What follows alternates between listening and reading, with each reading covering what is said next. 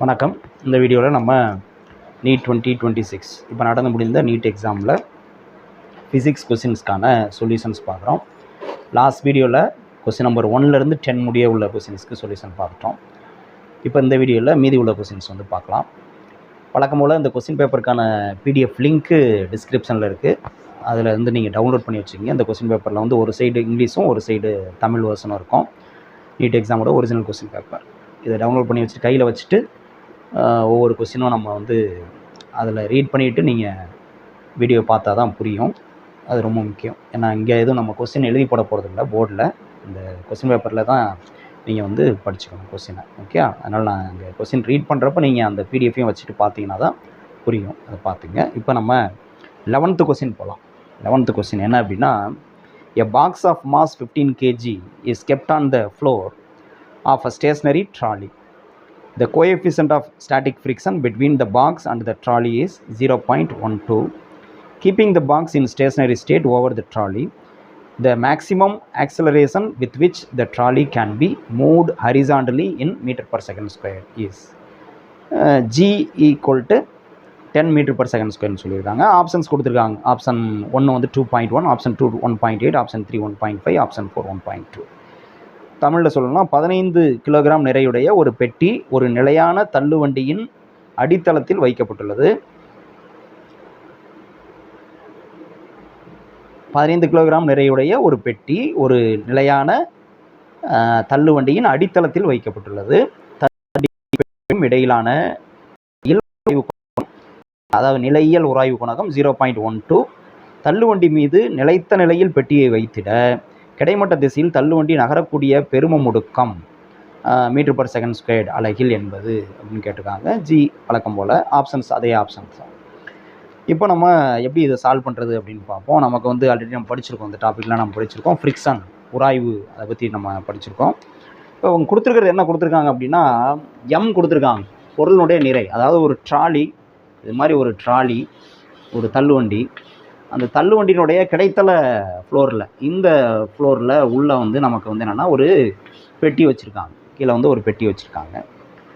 இப்போ அந்த பெட்டியோட நிறை தான் கொடுத்துருக்காங்க. இந்த பெட்டியோட நிறை வந்து என்ன அப்படின்னா 15 kg, 15 கிலோகிராம். அடுத்து என்ன சொல்லியிருக்காங்கன்னா, அந்த பெட்டிக்கும் இந்த ட்ராலியோட பரப்பு இருக்குல்ல, கிடைத்தல பரப்பு, அதுக்கு இடையில உள்ள இந்த பேருக்கு, இந்த ஜோடிக்கு கோஎஃபிஷியன்ட் ஆஃப் ஸ்டாட்டிக் ஃப்ரிக்ஷன் என்ன அப்படின்னு கொடுத்துருக்காங்க. அதாவது ஓய்வு நிலை உராய்வு குணகம் அது கொடுத்துருக்காங்க. தட் இஸ் மியூஎஸ் அப்படின்னு தெரியும். மியூஎஸ் எவ்வளோ கொடுத்துருக்காங்கன்னா 0.12 அப்படின்னு கொடுத்துருக்காங்க. அடுத்து ஜி, ஸ்மால் ஜி வேல்யூ வந்து 10 மீட்டர் பர் செகண்ட் ஸ்கொயர் அப்படின்னு எடுத்துக்க சொல்லியிருக்காங்க. நம்ம கண்டுபிடிக்க வேண்டியது என்ன அப்படின்னா, ஆக்சலரேஷன் கேட்குறாங்க. அதாவது இந்த பெட்டி வந்து நகராமல் இருக்கணும் அப்படின்னா, இந்த பெட்டி வந்து ஓய்வு நிலையிலே இருக்கணும் அப்படின்னா, இந்த ட்ராலி வந்து எவ்வளோ ஆக்சிலரேஷனோட மூவ் ஆகணும் அப்படின்னு கேட்குறாங்க. எவ்வளோ ஆக்சிலரேஷனோட மூவ் ஆகணும்னு கேட்குறாங்க. அப்போ இங்கே என்ன அப்படின்னா, நமக்கு வந்து இந்த ட்ராலி வந்து நகராமல் இருக்கணும் அப்படின்னா என்ன இங்கே மீனிங்னா, இப்போ இந்த ட்ராலி நகர்றப்ப என்ன ஆகும்னா, அந்த பெட்டியும் அந்த ட்ராலியோடு சேர்ந்து நகருது. ஓகேயா? இது நகராமல் இருக்கணும், இந்த பக்கம் நகராமல் இருக்கணும் அப்படின்னா, இதனுடைய ஓய்வு நிலை உராய்வு விசை இருக்கும்ல, ஓய்வு நிலை உராய்வு விசை. ஓகே, அந்த உராய்வு விசை வந்து என்ன பண்ணணும், நமக்கு போதுமான அளவுக்கு இருக்கணும்.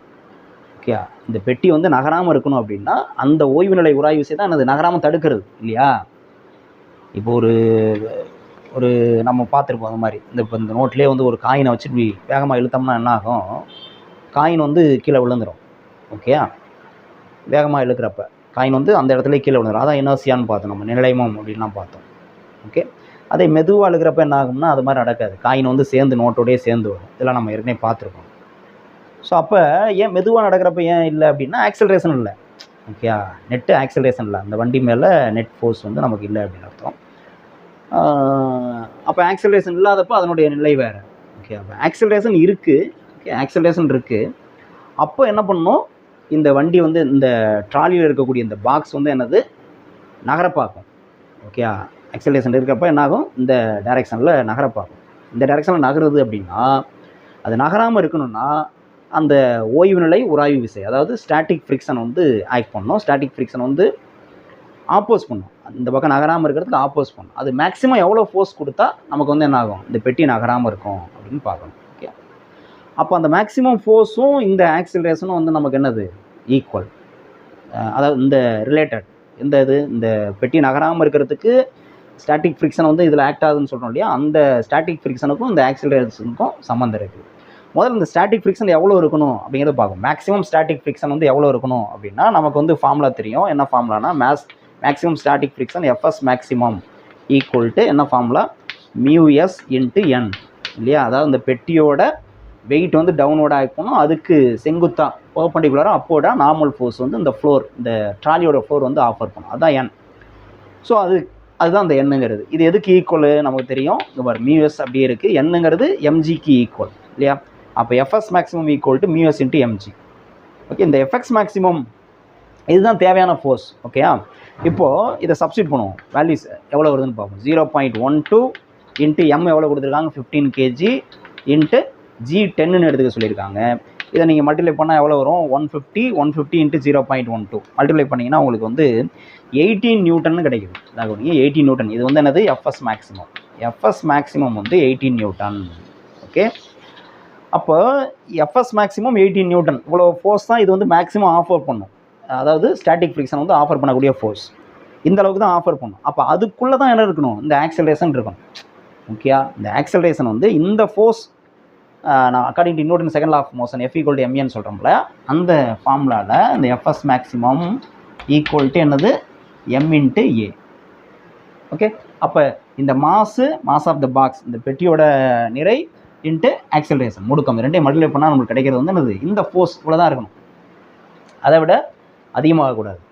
ஓகே, இதுக்கு ஈக்குவலாக இருக்கணும். அப்போ தான் என்ன ஆகும், இந்த பெட்டி நகராமல் இருக்கும்.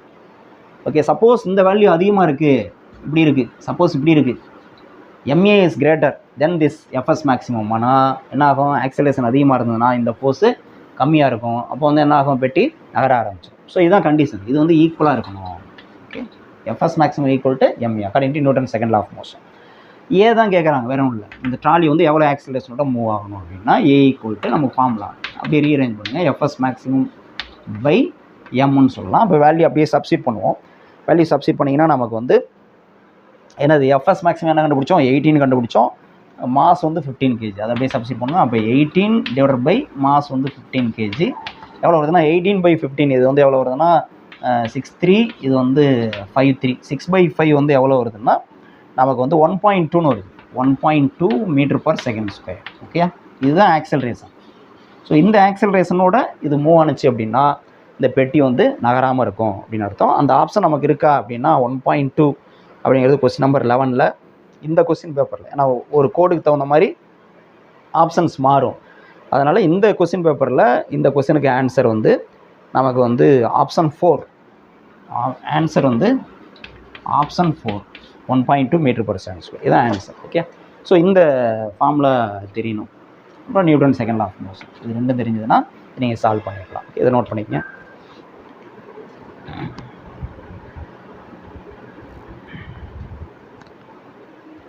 கொஸ்டின் நம்பர் 12 பார்ப்போம்.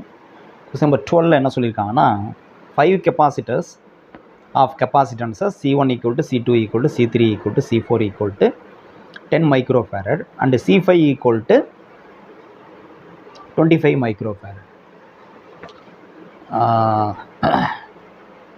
இல்லை, C5 வந்து 2.5 மைக்ரோஃபேரட்.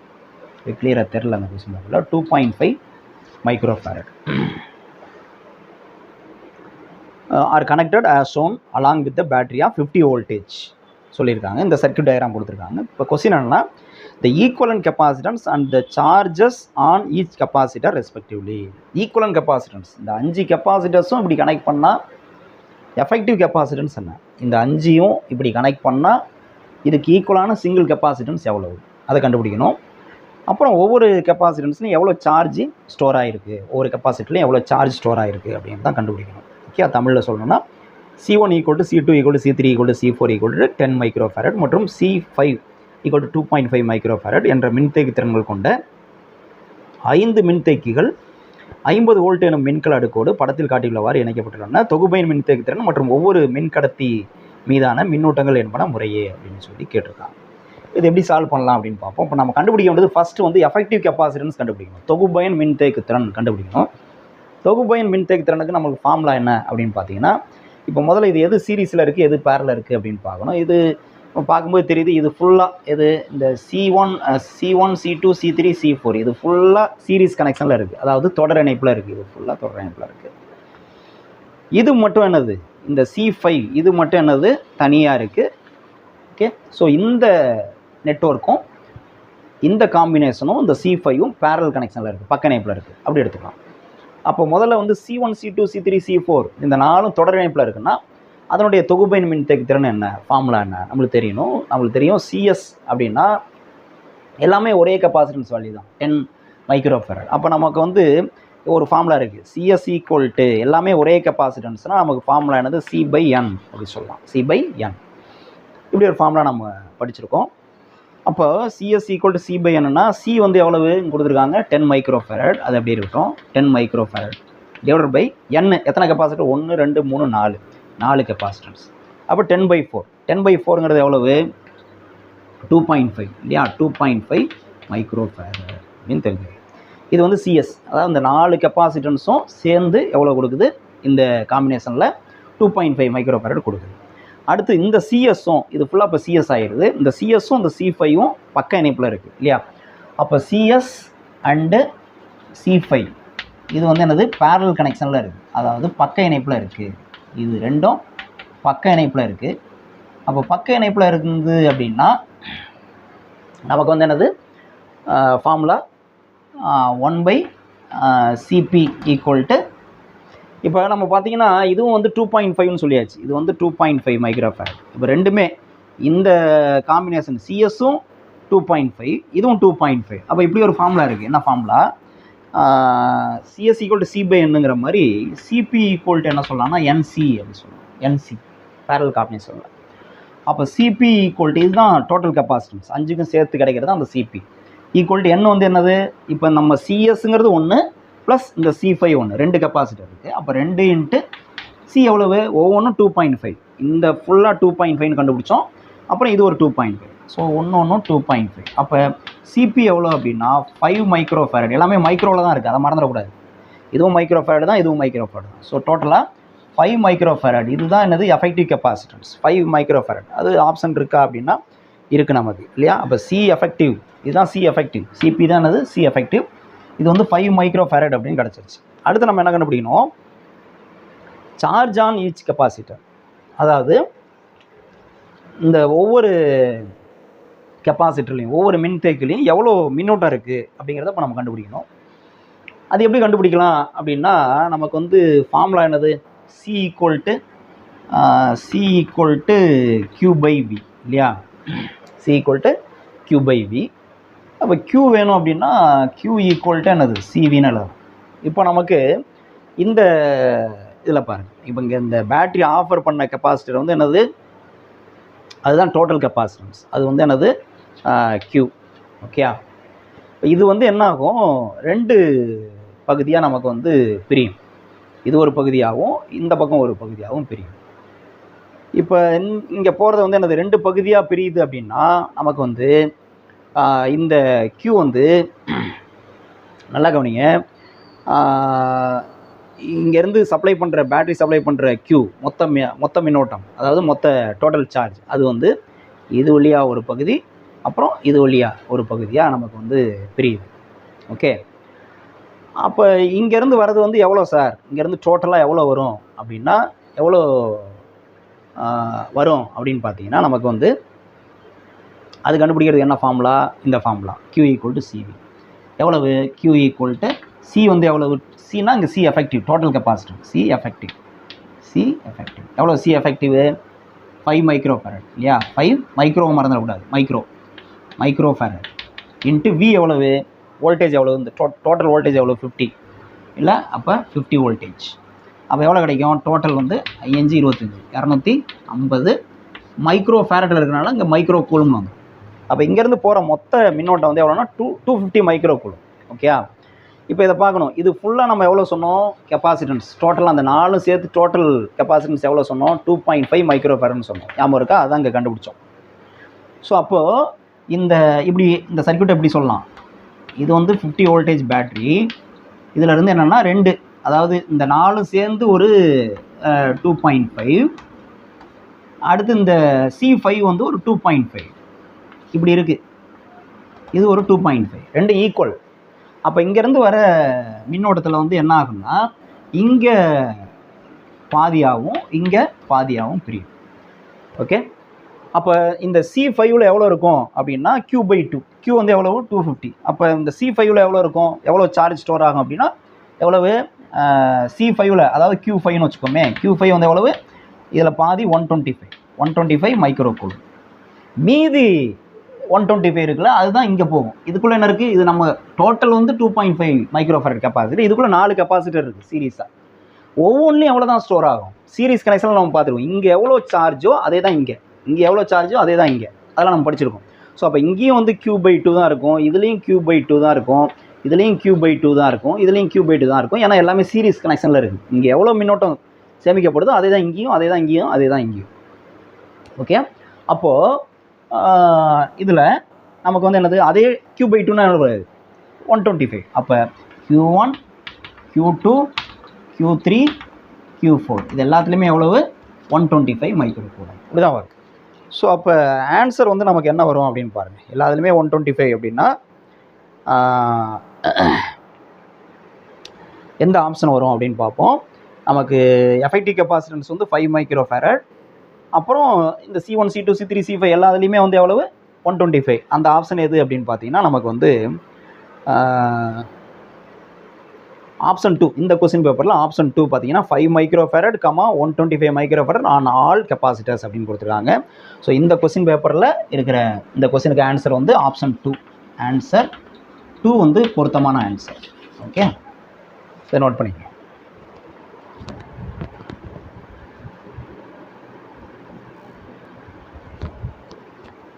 நெக்ஸ்ட் கொஸ்டின் நம்பர் 13 பார்ப்போம். 13th கொஸ்டின் என்ன சொல்லியிருக்காங்கன்னா, the amount of work done in raise a mass m from the surface of the earth to a height equal to the radius of the earth r, capital R, will be. Option கொடுத்துருக்காங்க. Option 1 வந்து 2 mgr, option 2 வந்து mgr/4, option 3 mgr, option 4 mgr/2 அப்படின்னு கொடுத்துருக்காங்க. தமிழில் சொல்லணும்னா M நிறை ஒன்றை புவி மேற்பரப்பிலிருந்து பூமியின் ஆரம் 6க்கு சமமான உயரத்திற்கு உயர்த்திட செய்யப்படும் வேலையின் அளவு என்பது அப்படின்னு சொல்லிட்டு அதே ஆப்ஷன் கொடுத்துருக்காங்க. இது நம்ம சால்வ் பண்ணுவோம். எப்படி சால்வ் பண்ணுறதுன்னு பார்ப்போம். இப்போ வந்து நமக்கு என்ன சொல்லியிருக்காங்கன்னா, ஒரு நிறை அது வந்து எர்த்தோட சர்ஃபேஸில் வச்சுருக்கோம். ஆரம்பத்தில் இங்கே தான் இருக்குது. இங்கேருந்து அதை என்ன பண்ணுறோம், இதுதான் பொசிஷன் 1. இங்கேருந்து என்ன பண்ணுறோம், பொசிஷன் 2 கொண்டு போகிறோம். பொசிஷன் 2, இது பொசிஷன் 2. இந்த ஹைட் எவ்வளோ அப்படின்னா, the height equal to r, radius of the earth. இந்த ரேடியஸ் ஆஃப் த எர்த் இருக்குல்ல, இதுக்கு வந்து ஈக்குவல் இந்த ஹைட். இங்கேருந்து இங்கே கொண்டு போகிறது எவ்வளோ ஒர்க் பண்ணணும் அப்படின்னு கேட்குறாங்க. வேலை எவ்வளோ அப்படின்னு தான் கேட்குறாங்க. இப்போ நமக்கு ஃபார்முலா என்ன கான்செப்ட்னா, இங்கே நமக்கு தெரியும் பொட்டன்ஷியல் எனர்ஜி கான்செப்ட் தான், நிலையாற்றல். ஓகே, ஈர்ப்பு அழுத்த ஆற்றல்னு சொல்லலாம், அல்லது நிலையாற்றல் சிம்பிளாக. அப்போ ஈர்ப்பு நிலையாற்றல் அப்படின்னு பார்த்தோன்னா, இங்கே இருக்கிறப்ப எவ்வளோ, இங்கே இருக்கிறப்ப எவ்வளோ. கண்டிப்பாக இங்கேருந்து இங்கே போகிறப்ப என்ன ஆகும், பொட்டன்ஷியல் எனர்ஜி இன்க்ரீஸ் ஆகும், நிலையாற்றல் அதிகரிக்கும். ஏன் அதிகரிக்குது அப்படின்னா, இங்கேருந்து நம்ம இங்கே எடுத்துகிட்டு போகிறப்ப நம்ம வந்து என்ன பண்ணுவோம், ஒர்க் பண்ணுவோம். ஒரு கல் இருக்குது, ஒரு 5 கிலோ கல் இருக்குது அப்படின்னா, அந்த 5 கிலோ கல்லை தரையிலேருந்து மேலே தூக்கணும் அப்படின்னா கண்டிப்பாக என்ன ஆகும், புவியீர்ப்பு விசை கீழ் நோக்கி இழுக்குது. அப்போ அதுக்கு எதிராக நம்ம வேலை செய்கிறோம். பிடிச்சி கஷ்டப்பட்டு மேலே கல்லை வந்து மேலே தூக்கிட்டு வரோம். அப்போ அதுக்கு நம்ம வேலை செய்கிறோம். அந்த வேலை வந்து என்ன ஆகும், அந்த கல்லில் ஆற்றலாக சேமிக்கப்படுது. அப்போ தரையில் இருக்கும்போது அதனுடைய ஆற்றல் கம்மி, இந்த இவ்வளோ உயரத்துக்கு வரப்போ அதனுடைய ஆற்றல் வந்து அதிகம். அப்போ கண்டிப்பாக ஆற்றல் வந்து என்னது, மாறுபாடு இருக்குது இல்லையா. என்னது, சர்ஃபேஸில் ஒரு ஏதோ ஒரு மாஸ் கல் இருக்குது, அதை வந்து லிஃப்ட் பண்ணுறோம். லிஃப்ட் பண்ணுறப்ப நம்ம ஒர்க் பண்ணுறோம். எதுக்கு, எப்படி ஒர்க் பண்ணுறோம், against the gravitational pull. Gravitation pull வந்து என்னது, புல்ஸ் த ஸ்டோன் டவுன்வர்ட் இல்லையா. இப்போ against the gravitational pull we are doing work. That work is stored as potential energy in the stone.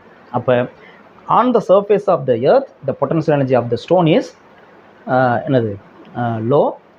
அதே வந்து when it is raised to certain height, அது the potential energy அது கண்டிப்பாக என்ன ஆகும், it is greater than the previous one. அதாவது lower லெவலில் இருக்கிறப்ப இருந்ததை விட இப்போ வந்து என்னது கிரேட்டராக இருக்கும் அப்படிங்கிறது தெரியுது.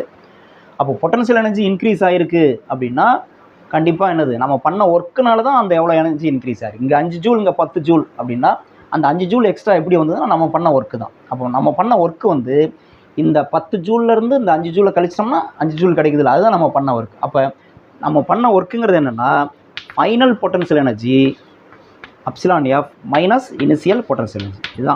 இதான் நம்ம கண்டுபிடிக்க வேண்டியது. அப்போ பொட்டன்ஷியல் எனர்ஜிக்கு ஃபார்முலா தெரியணும். என்ன பொட்டன்ஷியல் எனர்ஜிக்கு ஃபார்முலா அப்படின்னா இப்போ எப்சிலான் எஃப் என்ன எப்சிலான் ஐ என்ன அப்படின்னு பார்க்கணும்.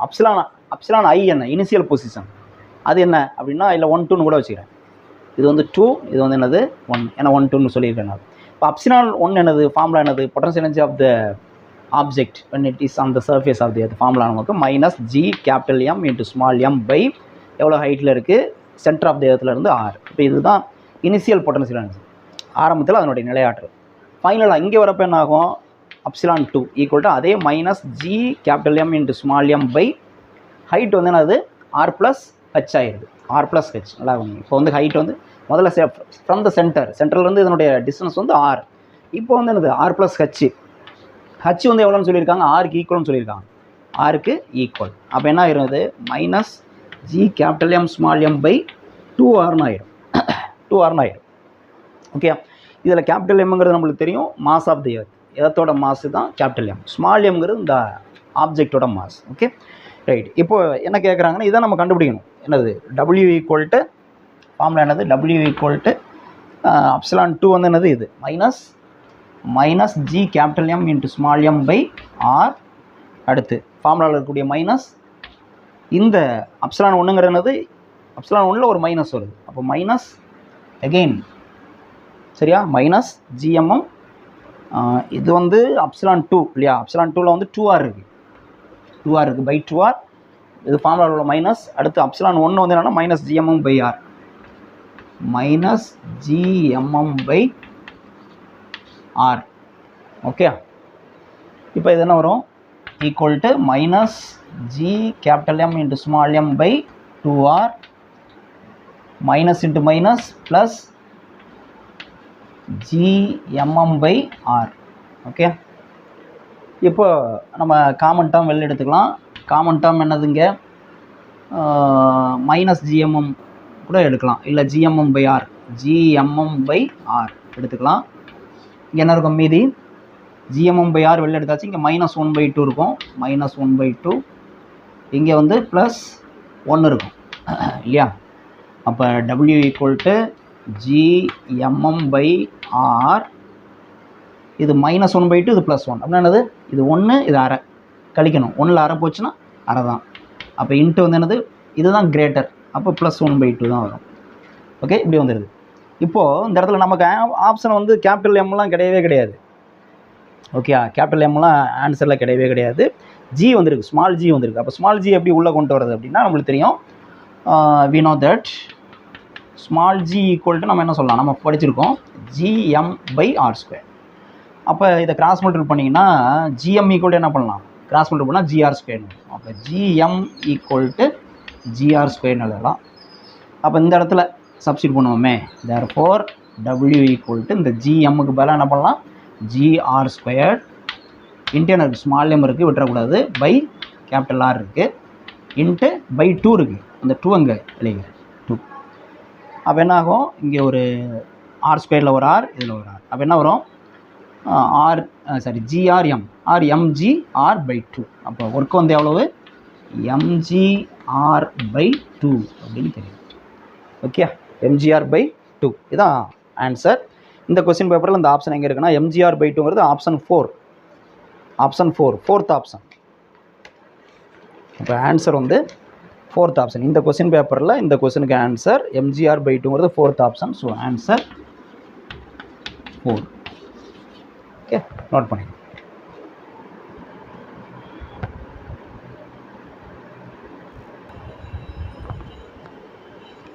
நெக்ஸ்ட் கொஸ்டின் நம்பர் 14 பார்ப்போம். கொஸ்டின் நம்பர் 14 என்ன சொல்லியிருக்காங்கன்னா each side of a metallic cube of mass 5.580 kg is measured to be 9.0 cm. Keeping the significant figures in view, the density of the material of the cube can be best expressed as x into 10 power 3 kilogram per meter cube, where the value of x is கேட்குறாங்க. Option வந்து கொடுக்குறோம். Option 1 வந்து 7.654, option 2 7.6, option 3 7.65, option 4 வந்து 7.7. தமிழில் சொல்லணும்னா 5.580 kilogram நிறை கொண்டதொரு உலோக கனசதுரத்தின் ஒவ்வொரு பக்க அளவும் 9.0 சென்டிமீட்டர் என அளவிடப்படுகிறது. முக்கிய நுணுக்களை கருத்தில் கொண்டு கனசதுர ஆகு பொருளது அடர்த்தி x into 10 power 3 kilogram per metre cube என மிகச்சரியாக வெளிப்படுத்தப்படும் எனில் எக்ஸ் அது மதிப்பு என்பது எக்ஸினுடைய மதிப்பு என்ன அப்படின்னு கேட்டிருக்காங்க.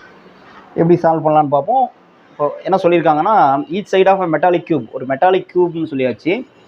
மெட்டல் கியூபு, அந்த மெட்டல் கியூபோட மாஸ் கொடுத்துட்டாங்க. இதோட மாஸ் எவ்வளோ சொல்லியிருக்காங்கன்னா 5.580 கிலோகிராம். ஈச் சைடு அது வந்து எவ்வளோனா 9 சென்டிமீட்டர்னு சொல்லியிருக்காங்க. ஒவ்வொரு பக்கமும், உதாரணத்துக்கு இந்த பக்கம் எடுத்துக்கிட்டோம்னா இது வந்து 9.0 சென்டிமீட்டர். இந்த பாயிண்ட்டு அதெல்லாம் முக்கியம். ஏன் இது 9 சொல்லக்கூடாதா, 9.0 ஏன் சொல்கிறாங்கன்னா அதில் தான் நமக்கு வந்து அந்த சிக்னிஃபிகண்ட் ஃபிகர்ஸோட இம்பார்ட்டன்ஸ் வருது. ஸோ அந்த ஆன்சர் வந்து சிக்னிஃபிகண்ட் ஃபிகர்ஸை மைண்டில் வச்சுட்டு நம்ம ஆன்சர் சொல்லணும். அதுதான், சும்மா ஆன்சர் சொல்கிறது முக்கியம் இல்லை. ஆன்சர் உடனே கண்டுபிடிச்சிடலாம். அந்த ஆன்சர் அப்படியே இது பண்ணக்கூடாது. சிக்னிஃபிகண்ட் ஃபிகர்ஸை கணக்கில் எடுத்துக்கிட்டு நம்ம ஆன்சரை வந்து கொடுக்கணும். அதுதான் இதில் முக்கியமான விஷயம். ஸோ அப்போ அதனால தான் இந்த 0.0 என்ன அப்படிங்கிறதெல்லாம் கரெக்டாக எழுதணுங்கிறது. சரி, இப்போ அடுத்து என்னென்னா, keeping the significant density of the material of the cube can be expressed. Density சொல்லியிருக்காங்க. ரோ எவ்வளோ சொல்லியிருக்காங்கன்னா X into 10 power 3 kilogram per metre கியூப்னு சொல்லியாச்சு. ஓகே, இப்போ எக்ஸ் என்ன, வேல்யூ ஆஃப் எக்ஸ், இந்த எக்ஸோட வேல்யூ என்னன்னு கண்டுபிடிக்கணும். அப்போ என்னன்னா டென்சிட்டி நம்ம கண்டுபிடிக்கணும். டென்சிட்டி கண்டுபிடிக்கணும். டென்சிட்டிக்கு நம்மளுக்கு ஃபார்முலா தெரியும். டென்சிட்டினா என்னது, மாஸ் பர் வால்யூம் இல்லையா, மாஸ் பர் வால்யூம். அதாவது அடர்த்தி ஈக்குவல் டு நிறை பை பருமன். இது நம்மளுக்கு தெரிஞ்சது. அடர்த்தி ஈக்குவல் டு நிறை பை பருமன். சப்ஸ்டிட் பண்ணுங்க. மாஸ் எவ்வளோ அப்படின்னா 5.580 கிலோகிராம் டிவைடட் பை வால்யூம் என்னது, வால்யூம் ஆஃப் த கியூப். கியூபோட வால்யூம் என்னது, ஏ கியூப்னு சொல்லுவோம். அப்போ இங்கே வந்து என்னது 9.0 இருக்குது. 9.0 இது வந்து பாருங்கள் சென்டிமீட்டரில் இருக்குது. அதை மீட்டராக மாற்றணும். 9.0 இன்ட்டு 10 power -2 மீட்டர்.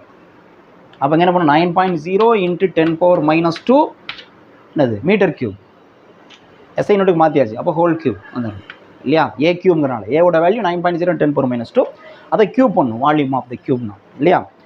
அப்போது என்ன வரும் பாருங்கள், இதை கியூப் பண்ணிட்டீங்கன்னா நமக்கு வந்து ஈக்குவல் டு 5.580 டிவைடட் பை, இதை கியூப் பண்ணால் நம்மளுக்கு என்ன கிடைக்குதுன்னா 9 81 இன்ட்டு 9 வந்து 729 வருது. அப்போ 729.0 இன்ட்டு இதை கியூப் பண்ணால் 10 power -2 இன்ட்டு 3 -6, 10 power -6 இப்படி வரும்.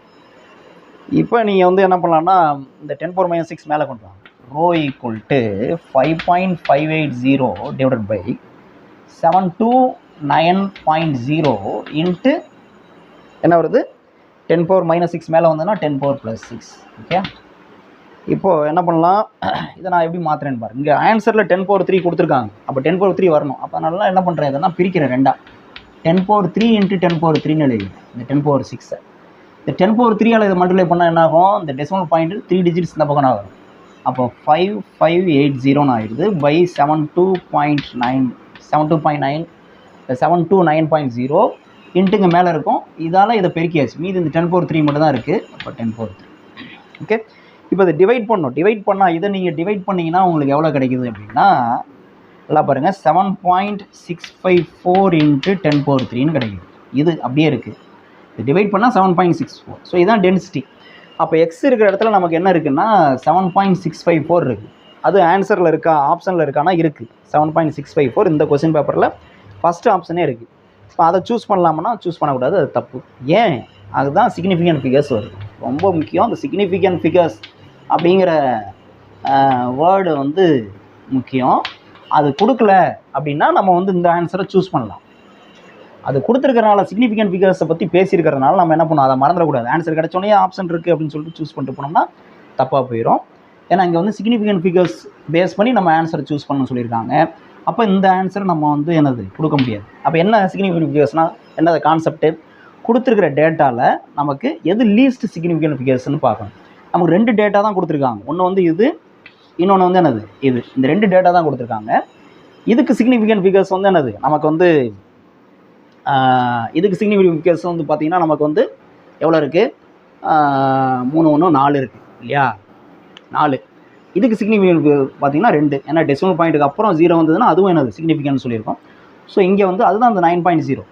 ஓகே, அது வந்து அந்த நம்மளுடைய ப்ரெசிஷன் அக்யூரஸியை வந்து சொல்கிறது. ஓகே, அப்போ நமக்கு வந்து 9.0வா 9.00வா அப்படிங்கிற எந்த அளவுக்கு நம்ம அக்யூரேட்டாக நம்ம மெஷர் பண்ணுறோம் அப்படிங்கிறத அந்த டிவைஸ் எந்த மாதிரி டிவைஸை நம்ம யூஸ் பண்ணுறோங்கிறத குறிக்காதான் இந்த டெசிமல் பாயிண்ட்டு அப்புறம் எத்தனை 0 வருதுங்க. இப்போ 9.0 சென்டிமீட்டர்னா அடுத்து 9.00 சென்டிமீட்டர் அப்படின்னு போடுறோம்னா இப்போ இது ரெண்டும் ஒரே வேல்யூ தான். ஆனால் இந்த டிவைஸை விட இந்த டிவைஸை வந்து என்னது மோர் அக்யூரேட், அந்த மாதிரி ஒரு டிவைஸை நம்ம வந்து யூஸ் பண்ணியிருக்கோம்னு அர்த்தம். அதை குறிக்குது. ஸோ அதனால் அதை அப்படியே விட முடியாது. ஸோ இங்கே கொடுத்துருக்கல பார்த்தீங்கன்னா இதுக்கு வந்து 2 லீஸ்ட் கவுண்ட் 2 சிக்னிஃபிகண்ட் ஃபிகர்ஸ் 2, இதுக்கு வந்து 4. அப்போது நம்ம வந்து 2 சிக்னிஃபிகண்ட் ஃபிகர்ஸ் லீஸ்ட் எதுன்னு பார்க்கணும். இதில் 4, இதில் 2. ஆன்சரில் வந்து எவ்வளோ சிக்னிஃபிகன்ஸ் இருக்கணும்னா 2ல் எது கம்மின்னு பார்க்கணும். 4, இது 2 தான் கம்மி. அப்போ ஆன்சரில் 2 சிக்னிஃபிகண்ட் ஃபிகர்ஸ் தான் இருக்கணும். இப்போ ஆன்சரில் 2 சிக்னிஃபிகண்ட் ஃபிகர்ஸ் இருக்குன்னா இதோட நம்ம கட் பண்ணணும். அப்போ தான் என்னது 2 சிக்னிஃபிகண்ட் ஃபிகர்ஸ். அப்போ இதோட கட் பண்ணால் நம்ம என்ன எழுதுது 7.6 அப்படியே எழுத முடியுமா அப்படின்னா கிடையாது. ஓகே, ஏன்னா இதுக்கப்புறம் 5 வருது. நம்ம படிச்சிருப்போம் 5க்கு மேலே இருந்ததுன்னா நம்ம என்ன பண்ணுவோம், இதோட ஒன்று ஆட் பண்ணி எழுதுவோம். 5 கீழே இருந்ததுன்னா அப்படியே எழுதுவோம்.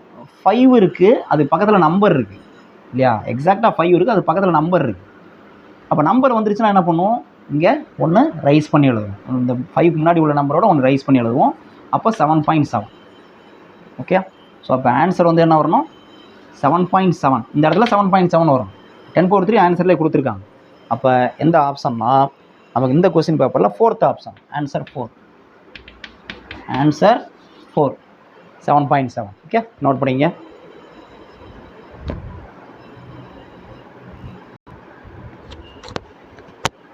அடுத்து 15th கொஸ்டின் பார்ப்போம். 15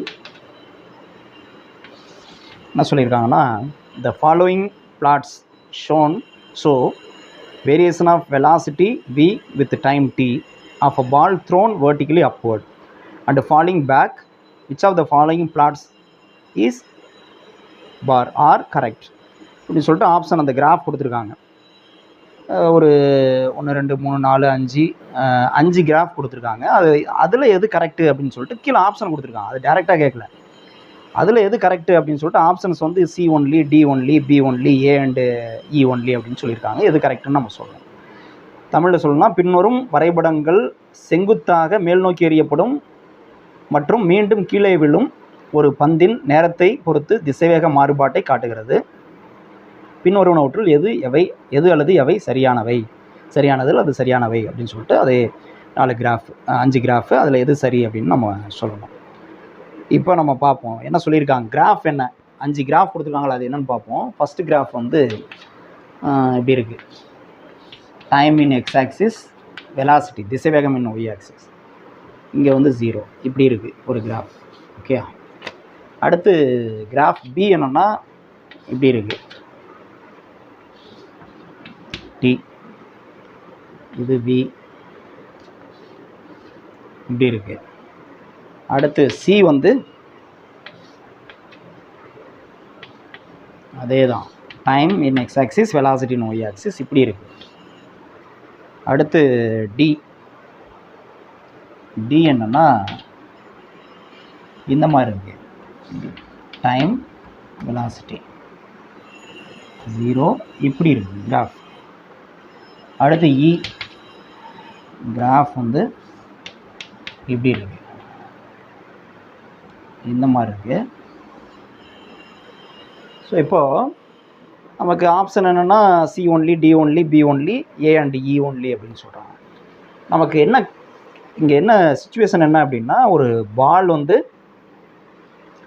த்ரோன் அப்வர்ட், வெர்டிகலி அப்வர்ட், கீழேருந்து மேல் நோக்கி, தரையிலேருந்து இல்லை ஒரு பர்டிகுலர் ஹைட்லேருந்து மேல் நோக்கி எறியப்படுது. அப்புறம் மறுபடியும் அந்த பால் இது என்ன ஆகும், உச்சிக்கு போகும். உச்சிக்கு போயிட்டு மறுபடியும் என்ன ஆகும், கீழ் நோக்கி வரும். இதுதான் நமக்கு கொடுத்துருக்க சுச்சுவேஷன். இப்போ இதில் நேரத்தை பொறுத்து திசைவேகம் எப்படி மாறுபடுது, variation of velocity with respect to time என்ன அப்படிங்கிறத அந்த கிராஃப் சொல்லுதுங்கிறாங்க. எந்த கிராஃப் சரியாக வரும் அப்படின்னு கேட்குறாங்க. நமக்கு பாருங்கள், இப்போ வந்து நமக்கு தெரியும், இந்த கீழேருந்து கல் மேலே போகிறப்ப என்ன ஆகும், அதனுடைய வேகம் போக போக போக குறைஞ்சி இந்த இடத்துல 0 ஆயிடும் இல்லையா. அப்போ மேலே போகிறப்ப திசைவேகம் அதிகமாகும். ஆக்சிஸ் வந்து பார்த்தீங்கன்னா பாசிட்டிவ், இது எக்ஸு இது ஒய்ன்னா இது வந்து பாசிட்டிவ் ஒய் ஆக்சிஸ். அப்போ வி வந்து பாசிட்டிவாக இருக்கணும், பாசிட்டிவ் டைரக்ஷன். திரும்ப மேலேருந்து கீழே வரப்போ என்னது, டவுன்வேர்ட்னா என்னது, நெகட்டிவ் ஒய் ஆக்சிஸ். அப்போ வி வந்து நெகட்டிவாக இருக்கணும், மேக்னிடியூட் நெகட்டிவாக இருக்கணும். வேல்யூ வந்து என்ன ஆகணும், கீழே வர வர வந்து வேல்யூ வந்து என்ன ஆகும், அதிகமாகிட்டே வரும். இங்கே மேலே போக போக வேல்யூ வந்து என்னது குறையுது, வி வந்து குறையுது, பாசிட்டிவ். ஆனால் வந்து வேல்யூ வந்து எனக்கு மேலே போக போக குறையணும். கீழே வரப்போ நெகட்டிவ், வேல்யூ நெகட்டிவ், ஆனால் வேல்யூ வந்து என்ன ஆகணும், அதிகமாகணும். இதுதான் கேஸ். இப்போ இது மாதிரி இதுக்கு சூட் ஆகிற கிராஃப் எது அப்படின்னு பாருங்க. இதில் என்ன சொல்லியிருக்காங்க, ஸ்டார்ட் பண்ணுறப்ப வேல்யூ வந்து என்னது ஹையஸ்ட்டு, கரெக்டு, ஹையஸ்ட்டு வெலாசிட்டியில் தான் தூக்கி போடுறப்ப இருக்கும். அப்புறம் மேலே போக போக குறையுது, ரைட்டு, குறைஞ்சிட்டே வருது, வேல்யூ குறைஞ்சிட்டே வருது பாருங்கள், வி வந்து குறைஞ்சிட்டே வருது. இந்த இடத்துல என்னது 0 ஆகுது. அப்போ இந்த இடத்துல 0 அந்த பாயிண்ட். மறுபடியும் என்ன ஆகணும், ஸ்பீடு வந்து இன்க்ரீஸ் ஆகுதுன்னு சொன்னோம். ஆனால் எந்த டைரெக்ஷனில், வெலாசிட்டிங்கிறது வெக்டார் குவான்டிட்டி, டைரெக்ஷன் இருக்குது, நெகட்டிவ் டைரெக்ஷனில் மூவ் ஆகுது. ஆனால் இது வந்து பாருங்கள் பாசிட்டிவ்லேயே இன்க்ரீஸ் ஆகிற மாதிரி இருக்குது. அப்போ இது கிடையாது, இது வர முடியாது. இந்த கிராஃப் பார்ப்போம். ஆரம்பத்தில் 0, வெலாசிட்டி 0, அதாவது தூக்கி போடுறப்ப அந்த டைமில் வெலாசிட்டி 0வாக இருக்குமா, இருக்காது. தூக்கி போடுறப்ப வெலாசிட்டி அதிகமாக இருக்கும். இது 0ன்னு கொடுத்துருக்காங்க. அப்புறம் போக போக வெலாசிட்டி அதிகமாகுதுன்னு சொல்கிறாங்க, கிடையாது, நமக்கு வந்து குறையணும். அப்போ இது கிடையாது, இது வராது. அடுத்து பாருங்கள், ஆரம்பத்தில் வெலாசிட்டி வந்து ஹை வேல்யூ இருக்குது, அதாவது நம்ம தூக்கி போகிறப்ப ஹை வேல்யூ, போக போக குறைஞ்சி 0க்கு வந்துடுது. இந்த இடத்துல 0க்கு வருது, ஆமாம் 0க்கு வருது. அப்புறம் வந்து என்னது நெகட்டிவ் டைரெக்ஷன், இது வந்து என்னது நெகட்டிவ் வி இல்லையா. நெகட்டிவ் டைரெக்ஷனில் வேல்யூ வந்து இன்க்ரீஸ் ஆகுது. அப்புறம் இந்த வேல்யூவோட இந்த வேல்யூ, இந்த இடத்துல வேல்யூலாம் அதிகமாகிட்டே போக அதிகமாகிட்டே போகுது. அதான் நீங்கள் நம்ம சொன்னோம். அப்போ இது வந்து மேட்ச் ஆகுது சொல்லலாம். இந்த கிராஃப் பார்ப்போம். இதில் வந்து என்னது, ஆரம்பத்தில் எங்கே டைமு 0, இங்கே இந்த இடத்துல ஆரம்பிக்கும் போது நெகட்டிவ் வேல்யூ, இருக்கா, நெகட்டிவ் வேல்யூலாம் கிடையாது. ஆரம்பிக்கிற வெலாசிட்டி வந்து பாசிட்டிவ். அப்போ இது வரதுக்கு வாய்ப்பு இல்லை. அடுத்து இதை வந்து பார்ப்போம். ஆரம்பத்தில் ஒரு ஹையஸ்ட் வேல்யூ இருக்குது, அப்புறம் கிராஜுவலாக டிக்ரீஸ் ஆகுது, ஸ்ட்ரெயிட்டில் எல்லாம் இப்படி டிக்ரீஸ் ஆகுது, 0க்கு வருது. மறுபடியும் என்னது, சேம் டைரெக்ஷன்லேயே வெலாசிட்டி இன்க்ரீஸ் ஆகுது. சேம் டைரெக்ஷனுக்கு வாய்ப்பு இல்லை, வெலாசிட்டி ஆப்போசிட் டைரெக்ஷனில் வரும். ஸோ இதுவும் தப்பு. அப்போ எது கரெக்டுனா, நம்ம கொடுத்துருக்குற இந்த கிராஃபில் 5 கிராஃபில் சி மட்டும் தான் கரெக்ட். அப்போ சி மட்டும் கரெக்டு அப்படின்னா அந்த ஆப்ஷன் என்ன அப்படின்னு பார்ப்போம். சி மட்டும் கரெக்டுங்கிற ஆப்ஷன் நமக்கு இருக்கா அப்படின்னா இருக்குது. ஆப்ஷன் 1 இந்த கொஸ்டின் பேப்பரில் ஃபஸ்ட் ஆப்ஷன், இந்த கொஸ்டின் பேப்பரில் ஆப்ஷன் 1 அதுதான் வந்து என்ன சொல்லியிருக்காங்கன்னா சி ஒன்லி அப்படின்னு சொல்லியிருக்காங்க. ஸோ அதுதான் ஆன்சர் வந்து 1வது ஆப்ஷன் சி ஒன்லி அப்படிங்கிறது. ஓகே, இதை நோட் பண்ணிக்கலாம்.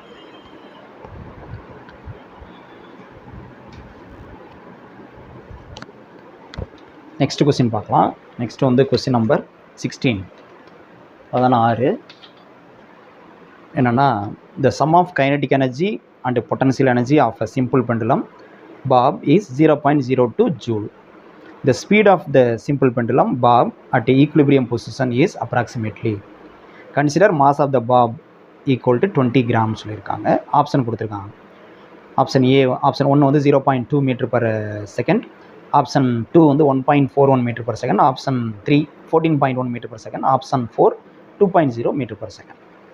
தமிழில் சொல்லணும்னா, ஒரு எளிய தனி ஊசல் குண்டின் இயக்க ஆற்றல் மற்றும் நிலையாற்றலது கூடுதல் 0.02 ஜூல். Full stop. சமநிலை கிடைநிலையில்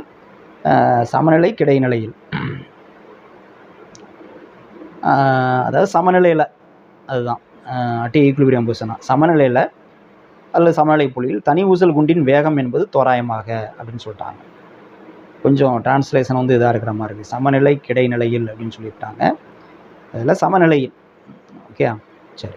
ஊசல் குண்டினுடைய வேகம் என்னன்னு கேட்டிருக்காங்க. ஊசல் குண்டின் நிறை வந்து 20 கிராம் கொடுத்துருக்காங்க. அதே ஆப்ஷன். இப்போ என்னென்னு பார்ப்போம், எப்படி சால்வ் பண்ணுறோன்னு பார்ப்போம். நமக்கு என்ன சொல்லியிருக்காங்கன்னா, sum of kinetic energy and potential energy of simple pendulum bob is 0.02 joule அப்படின்னு சொல்கிறாங்க. அதாவது எப்போதுமே potential energy plus kinetic energy ரெண்டினுடைய கூடுதல் வந்து மாறிலி. சிம்பிள் பெண்ட் லெவலில், because it is under the action of ஒரு என்னது கன்சர்வேட்டிவ் ஃபோர்ஸ் அப்படின்னு சொல்லுவோம் இல்லையா, ஆற்றல் மாற்றா விசை, புவியீர்ப்பு விசை, அதில் இயங்குறதுனால மொத்த ஆற்றல் வந்து மாறாது. அதாவது இந்த உராய்வு, காற்றினால் இருக்கக்கூடிய உராய்வுலாம் புறக்கணிச்சிட்டோம் அப்படின்னா மொத்த ஆற்றல் வந்து மாறாது அப்படிங்கிறது தான் இது. அது எந்த ஊசல் குண்டு வந்து எந்த நிலையில் இருந்தாலும் சரி, இது இருக்குது ஊசல் குண்டு இருக்குன்னா இது இங்கே இருக்கும்போதும் இதனுடைய மொத்த ஆற்றல் என்னவோ அதே தான், இங்கே இருந்தாலும் இந்த மொத்த ஆற்றல் வந்து என்ன வேல்யூ அதே தான். ஸோ இந்த மூன்று எந்த நிலையில் இருந்தாலும் சரி இதனுடைய மொத்த ஆற்றல், டோட்டல் எனர்ஜி ரிமைன்ஸ் கான்ஸ்டன்ட், மொத்த ஆற்றல் மாறாது. ஸோ அப்போ என்ன சொல்கிறாங்கன்னா மொத்த ஆற்றல் எவ்வளோன்னு அவங்க சொல்லியிருக்காங்க கொஸ்டினில் 0.02 ஜூல்னு சொல்லிட்டாங்க. 0.02 ஜூல்னு சொல்லியாச்சு. The speed of the simple pendulum bob at equilibrium position. Equilibrium position இந்த பொசிஷன், இந்த பொசிஷனில் v என்னன்னு கேட்குறாங்க, ஸ்பீட் ஆஃப் த பாப் என்னன்னு கேட்குறாங்க. மாஸ் ஆஃப் த பாப், இந்த பாபோட மாஸ் வந்து எவ்வளோ சொல்லியிருக்காங்கன்னா 20 கிராம்னு சொல்லிட்டாங்க. 20 கிராம்னா 20 × 10⁻³ கிலோகிராம் சொல்லியாச்சு. ஓகே, இந்த பாபோட நிறை, அந்த ஊசல் குண்டினுடைய நிறை. இப்போ நம்ம கண்டுபிடிக்கும் இந்த நிலையில் இருக்கும்போது அதனுடைய திசைவேகம் என்னன்னு கேட்குறாங்க. இப்போ நமக்கு என்ன கான்செப்ட்னா மீன் பொசிஷனில் இருக்கிறப்ப நமக்கு வந்து இந்த இடத்துல இருக்கிறப்ப கைனட்டிக் எனர்ஜி மேக்ஸிமமாக இருக்கும், அதாவது இயக்க ஆற்றல் வந்து மேக்ஸிமமாக இருக்கும், இயக்க ஆற்றல் வந்து மேக்ஸிமமாக இருக்கும். நிலையாற்றல் இருக்குல்ல அப்சிலான், அது வந்து 0வாக இருக்கும். அது நம்ம படிச்சிருக்கோம், நிலையாற்றல் வந்து 0வாக இருக்கும் இந்த பொசிஷனில். ஓகே, அப்போ டோட்டல் எனர்ஜி அப்படியே வந்து என்ன ஆகும்னா ஃபுல் அண்ட் ஃபுல் இந்த டோட்டல் எனர்ஜி வந்து ஃபுல்லாக என்ன கைனட்டிக் எனர்ஜியாக, ஏன்னா பொட்டன்ஷியல் எனர்ஜி ஃபுல்லாக 0, நிலையாற்றல் ஃபுல்லாக 0ங்கனால ஃபுல்லாக இந்த எனர்ஜி ஃபுல்லாக எப்போதுமே இந்த ஊசல் குண்டினுடைய நிறை எல்லா நிலையிலையும் என்னது, இங்கே எல்லா நிலையிலையுமே என்னது இந்த மதிப்பு தான். அது இங்கே இருக்கிறப்போ ஃபுல் அண்ட் ஃபுல் இயக்க ஆற்றலாக இருக்கும், இங்கே இருக்கிறப்போ ஃபுல் அண்ட் ஃபுல் நிலையாற்றலாக இருக்கும். இங்கே இருக்கிறப்ப டோட்டலி கைனட்டிக் எனர்ஜி, இங்கே இருக்கிறப்ப டோட்டலி பொட்டன்ஷியல் எனர்ஜியாக இருக்கும் இல்லையா. அப்போ இங்கே கைனட்டிக் என்ன value 0.02 joule. Okay, kinetic energy ஜென்ரலாக ஃபார்முலா என்ன, கைனட்டிக் எனர்ஜி ஃபார்முலா ½ mv². இதானே ஜென்ரல் ஃபார்முலா ½ mv². இங்கே இருக்கிறப்ப தான் கே மேக்ஸிமம்னா வி மேக்ஸிமம், எம் மாறாது, அப்போ வி மேக்ஸிமம், வி வந்து மேக்ஸிமமாக இருக்கும், வி தான் கேட்குறாங்க. ஈக்குவல் டு இது எவ்வளவு 0.02 சொல்லிடுச்சு. இப்போ நமக்கு என்ன வேணும், வி தான் வேணும். ஸோ அப்போ V maximum squared, V maximum squared equal to 0.02. இந்த 2 இங்கே டிவிஷனில் இருக்குது, அங்கே போனால் மல்டிப்ளிகேஷனில் போகும், டிவைடட் பை எம் மல்டிப்ளிகேஷனில் இருக்குது, அங்கே வந்து டிவிஷனில் போகும் பை எம். அப்போ V maximum square equal to 0.02 × 2 எவ்வளவு 0.04 டிவைடட் பை எம் எவ்வளோ கொடுத்துருக்காங்க 20 × 10⁻³ 20 × 10⁻³ ஓகே. இப்போது இங்கே பாருங்கள், இது இந்த 10⁻³ மேலே கொண்டு போவோம், மேலே கொண்டு போனால் என்ன ஆகும் 0.04 × 10⁻+3 ஆகும் டிவைடட் பை 20 ஈக்குவல் டு இந்த 0.04 10⁻3 மல்டிப்ளை பண்ணால் என்ன ஆகும், டெசிமல் பாயிண்ட் 3 டிஜிட்ஸ் இந்த பக்கம் வரும். அப்போ 0.4 இன்னொரு 0 போடும், அப்போ 40 ஆகிடும். 40/20 அப்போ எவ்வளவு 2 இல்லையா. அப்போ V maximum square equal to என்னது 2. அப்போ taking square root on both sides, ரெண்டு பக்கம் ஸ்கொயர் ரூட் எடுத்தால் வி மேக்ஸிமம் கிடைக்கும். V maximum equal to √2 m/s. அந்த ஆன்சர் இருக்காங்க அப்படின்னா √2 இல்லை, என்ன கொடுத்துருக்காங்க, √2ஓட வேல்யூ நம்மளுக்கு தெரியும் 1.414 இல்லையா. அப்போ 1.414 ஆப்ஷனில் இருக்குது. எத்தனை ஆப்ஷன்னா 1.41 இருக்குது, ஆப்ஷன் 2 இருக்குது. ஸோ அப்போ அதுதான் வந்து ஆன்சராக இருக்க முடியும். இந்த கொஸ்டினுக்கு ஆன்சர் ஆப்ஷன் 2 1.41 சரி இங்கே 1.41 m/s அதான் ஆன்சர். ஓகே, நோட் பண்ணிங்க.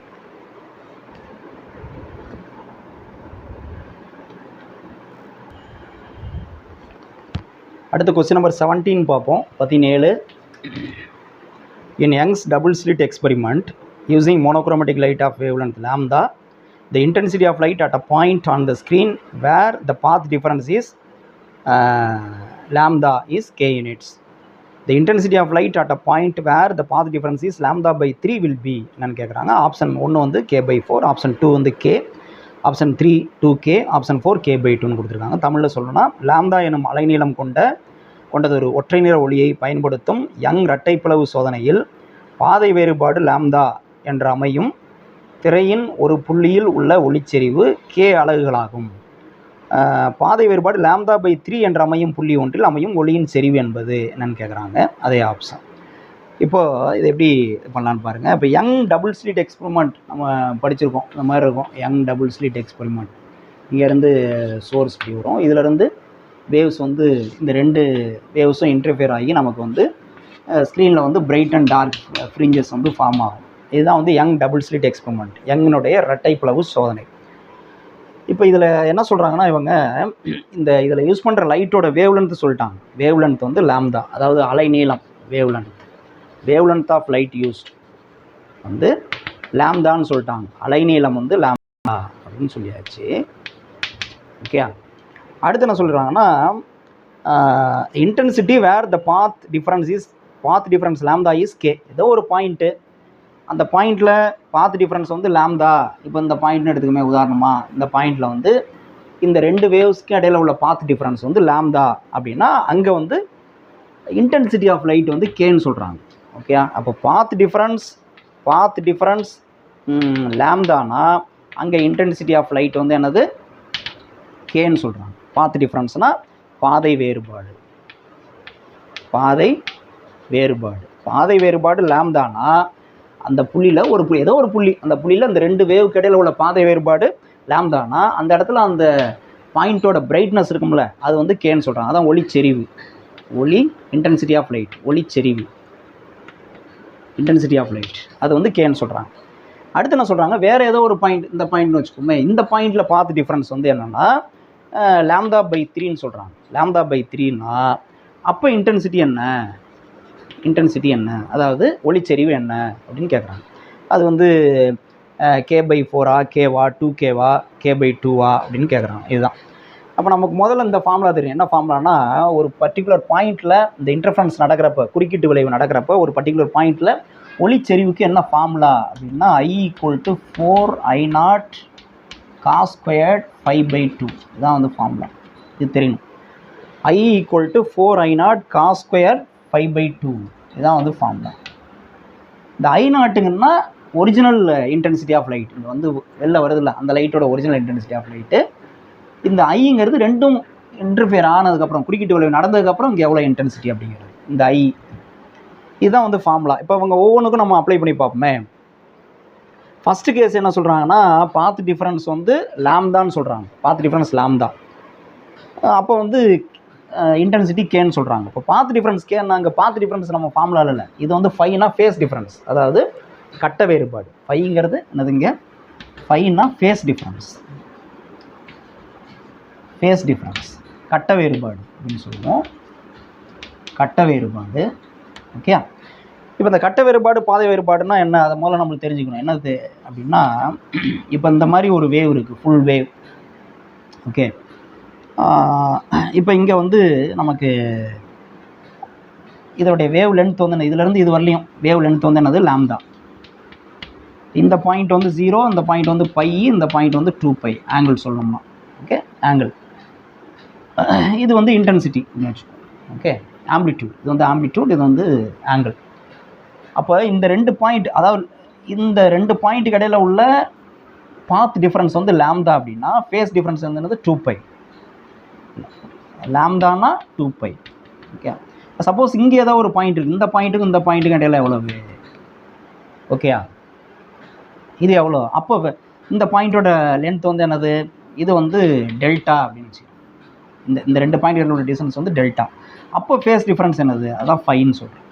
நல்லா கவனிங்க, இந்த 2 பாயிண்ட்டுக்கு இடையில உள்ள டிஸ்டன்ஸ் வந்து லாம்டா பாத் டிஃப்ரென்ஸ்னா ஃபேஸ் டிஃப்ரென்ஸ் எவ்வளோ, 2π. 2 பாயிண்ட்டுக்கு டிஃப்ரென்ஸ் 2π தானே, இது 0, அது 2π.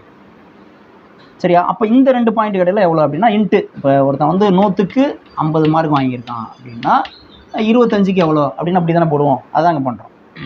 லாம்டாவுக்கு 2πனா டெல்டாவுக்கு எவ்வளோ, டெல்டாங்கிறது இந்த டிஸ்டன்ஸ். இந்த டிஸ்டன்ஸுக்கு இந்த 2 பாயிண்ட்டுகளில் ஃபேஸ் டிஃப்ரென்ஸ் என்ன, இதுதான் ஃபார்முலா, பேசிக் ஃபார்முலா. ஓகேயா, ஸோ இதை தான் நம்ம யூஸ் பண்ணோம். அப்போ இங்கே பாருங்கள், லாம்டா பாத் டிஃப்ரென்ஸ்னால் ஃபேஸ் டிஃப்ரென்ஸ் வந்து என்னவாக இருக்கணும். இப்போ நமக்கு இங்கே சொன்னேன் 2πன்னு சொன்னேன் இல்லையா. அப்போ இந்த கேஸ்க்கு நமக்கு இதில் அப்ளை பண்ணாலும் அதான் வரும். ஓகே, அந்த ஃபார்முலா அப்ளை பண்ணால் என்ன வரும், பாத் டிஃப்ரென்ஸ் லாம்டா, இதுதான் பாத் டிஃப்ரென்ஸ். ஓகேயா, இந்த டெல்டா இது வரலையும் இருந்தது, இதுலேருந்து இது வரலையும் இருந்ததுன்னா இங்கே லாம்டா போடுவோம். அப்போ லாம்டா கேன்சல் ஆச்சுன்னா 2π கிடைக்கும். அதுதான், வேறு ஒன்றும் இல்லை. ஸோ அப்போ இந்த கேஸ் ஃபஸ்ட்டு கேஸ்க்கு பாத் டிஃப்ரென்ஸ் லாம்டானா ஃபேஸ் டிஃப்ரென்ஸ் வந்து என்னது, 2π. இந்த ஃபார்முலா அப்ளை பண்ணி பார்ப்போம். இந்த ஃபார்முலாவில் ஸோ இஃப் பாத் டிஃப்ரென்ஸ், அதாவது பாதை வேறுபாடு லாம்டானா ஃபேஸ் டிஃப்ரென்ஸ் வந்து என்னது, அதாவது டெல்டா வந்து லாம்டா அப்படின்னா, டெல்டா ஈக்குவல் டு லாம்டா அப்படின்னா ஃபை ஈக்குவல் டு என்னது 2π. ஓகே, இது தெரியும். தமிழ் மீடியமாக இருந்தாலும் இந்த மாதிரி சிம்பிள் கரெக்டாக தெரிஞ்சு வச்சுக்கோ. அப்போ இந்த ஃபார்முலா அப்ளை பண்ண ஐ வந்து எவ்வளோ சொல்லியிருக்காங்க, அந்த இடத்துல இன்டென்சிட்டி எவ்வளோ சொல்லியிருக்காங்க, கேன்னு சொல்லியிருக்காங்க. அப்போ கே ஈக்குவல் டு நமக்கு என்னது 4I0, நல்லா கவனிக்கணும், 4I0 காஸ் ஸ்கொயர் ஃபையோட வேல்யூ எவ்வளோ சொல்லியிருக்கோம், 2πன்னு சொல்லியிருக்கோம்.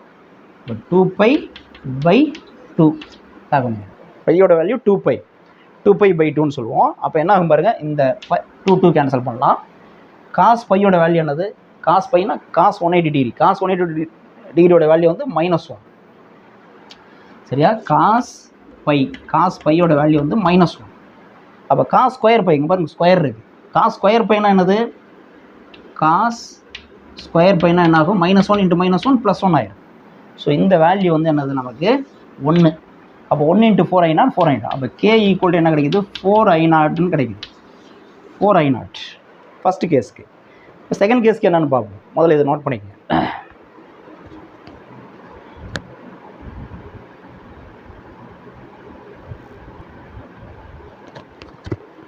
இப்போ பாருங்கள், செகண்ட் கேஸ் பார்ப்போம். செகண்ட் கேஸ் என்ன சொல்லியிருக்காங்க, பாத் டிஃப்ரென்ஸ், அதாவது டெல்டா வந்து λ/3 அப்படின்னா நம்ம தான் இன்டென்சிட்டி கண்டுபிடிக்கணும். அதுக்கு ஃபேஸ் டிஃப்ரென்ஸ் என்னென்னு பார்ப்போம். இந்த ஃபார்முலா அப்ளை பண்ணால் λ/3னா ஃபை என்ன வரும் பாருங்கள். இந்த ஃபார்முலா அப்ளை பண்ணால், இந்த இடத்துல அப்ளை பண்ணோம்னா ஃபை ஈக்குவல் டு, இதில் அப்ளை பண்ணால் 2π/λ இன்ட்டு டெல்டாவோட வேல்யூ வந்து என்னது λ/3. அப்போ λ/3ன்னு வந்துடும். λ கேன்சல் ஆகிரும். அப்போ என்ன கிடைக்குது, ஃபை ஈக்குவல் டு 2π/3. ஓகே, 2π/3. 2π/3னா எவ்வளவு, 2πனா எவ்வளவு 360 டிகிரி இல்லையா. அப்போ ஃபை வந்து எவ்வளவு 120 டிகிரி வரும். 5/3. சரி, இப்போ இதை கொண்டு வந்து இங்கே சப்ஸ்டிட் பண்ணுவோம், இந்த ஃபார்முலாவில் சப்ஸ்டிட் பண்ணுவோம். இப்போ வந்து என்ன சொல்லியிருக்காங்க, இந்த இடத்துல இன்டென்சிட்டி எவ்வளோன்னு தெரியாது, அதான் நம்ம கண்டுபிடிக்கணும். முன்னாடி வந்து கே அப்படின்னு கொடுத்துருந்தாங்க, இப்போ வந்து தெரியாது, அது வந்து K1ன்னு வச்சுக்கிறாங்க. K1 ஈக்குவல் டு இதே formula 4I0 into cos square ஃபையோட வேல்யூ என்ன கண்டுபிடிச்சிருக்கோம், 2π/3. நல்லா 2π/3. ஃபைக்கு பதிலாக தான் இது அப்ளை பண்ணியிருக்கு. /2 இருக்குது, இந்த ஃபார்முலா /2 இருக்குது. /2 இன்ட்டு 2. இந்த 2 கேன்சல் ஆகிடும். இதை எரேஸ் பண்ணிக்கிறேன் ஸ்பேஸில் நமக்கு. அப்போ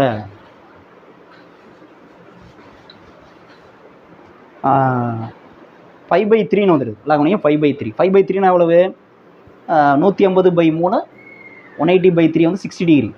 காஸ் 60 டிகிரியோட வேல்யூ எவ்வளவு, காஸ் 60 டிகிரியோட வேல்யூ நமக்கு வந்து 1/2 இல்லையா. காஸ் 60 டிகிரியோட வேல்யூ வந்து 1/2. அப்போ காஸ் ஸ்கொயர் 60னா 1/2 × 1/2. அப்போ K1ஓட வேல்யூ என்ன கிடைக்குது, 4I0 இன்ட்டு இதோட வேல்யூ வந்து இதை ஸ்கொயர் பண்ணால் 1/4 இல்லையா. அப்போ 4 கேன்சல் ஆகிடும். அப்போ K1 ஈக்குவல் என்ன கிடைக்குது, I0ன்னு கிடைக்குது. இது ரெண்டையும் கம்பேர் பண்ணி பாருங்கள், K1 K1 கம்பேர் பண்ணி பாருங்கள். K1 வந்து I0, K வந்து எவ்வளவு 4I0. அப்போ நமக்கு வந்து K1 வந்து இதை வேணால் இது பண்ணி பாருங்கள். K1/K என்ன வரும், I0/4I0. ஓகே, அப்போ I0 கேன்சல் ஆகிடுது. K1 ஈக்குவல் டு என்ன கிடைக்கும், கிராஸ் மல்டிபிள்னா K/4ன்னு வரும். இது பார்க்கும்போது தெரியுது, இது வந்து 4I0, இது வெறும் I0. ஓகேயா, இது வந்து 40னா இது வந்து 10. அப்போ இதை விட இதில் வந்து என்னது 4 மடங்கு கம்மியாக இருக்குது. இதில் இருக்கிறதுல இது கால் பகுதி தான் இருக்குது அப்படின்னு அர்த்தம் இல்லையா. இப்படியே கூட வச்சுக்கலாம். இது வந்து 4I0 × 1/4 அப்படின்னா 4I0ல் 1/4 கால் பகுதி தான் இது அப்படிங்கிறது தெரியுது, பார்க்கும்போது தெரியுது இல்லையா. 4I0ங்கிறது இப்படியே கூட நீங்கள் வந்து பண்ணலாம். என்னது, இதை அடிக்காமல் அப்படியே கூட வச்சுக்கலாம். இது வந்து 4I0, இது வந்து /4. 4I0ங்கிறது என்னது, K இல்லையா, /4. ஓகே, அப்போ K1 ஈக்குவல் டு என்னது, K/4 அப்படிங்கிறது தெரியுது. இந்த ஆப்ஷன் இருக்கா அப்படின்னா K/4 ஆப்ஷன் இருக்குது. கொஸ்டின் நம்பர் 17க்கு இந்த கொஸ்டின் பேப்பரில் ஆப்ஷன் 1 K/4. ஆன்சர் வந்து ஆப்ஷன் 1 இதுதான். ஓகே, இதை நோட் பண்ணிக்கங்க. மீதி உள்ள கொஸ்டின் வந்து அடுத்த வீடியோவில் பார்க்கலாம். Okay, thank you.